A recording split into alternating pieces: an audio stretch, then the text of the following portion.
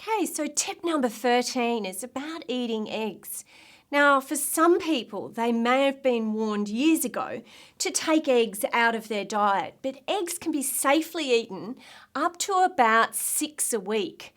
And we've shown from some research that it's that 7th egg plus some that are problems in terms of cholesterol levels.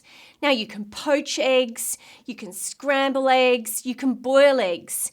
As long as you're not scrambling eggs with cream, they're absolutely fine. Now, I encourage my clients to avoid the bacon. Try using a cooked tomato and onion type mixture or mushrooms alongside your egg. Spinach or smoked salmon draped over a poached egg is just fantastic.